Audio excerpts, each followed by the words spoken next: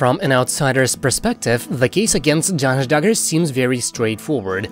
A multi-pronged investigation led authorities to the IP address of the computer that Josh used in his office at the used car dealership where he worked. Said computer was found to contain sexually explicit photos and videos depicting children as young as 18 months old. This, of course, is not the first time that Josh has been shown to be a sexual predator with a depraved interest in very young children. So when Josh goes to trial in November, his legal team will fight to muddy the waters and make the situation appear more complex than it is. The jury will see through this nonsense and find him guilty, and the judge, recognizing Josh's appalling behavior has continued largely because of the lack of consequences that 33-year-old has faced, will sentence him to the maximum penalty of 20 years behind bars. This is how Duggar critics like to imagine the process playing out, and it's comforting to think that justice will be served in this manner.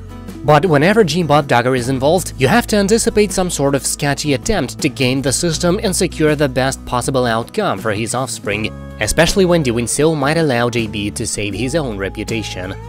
Many Duggar critics now believe that Jim Bob will persuade Josh to accept a plea deal before his case goes to trial. This would almost certainly involve serving some prison time, but not the 20 years Josh faces if the sentencing judge decides to throw the book at him. No doubt Josh is dreading the prospect of going to prison and being forced to register as a sex offender for the rest of his life. But as many have pointed out, Jim Bob might see this as his last chance to preserve what little remains of the family empire.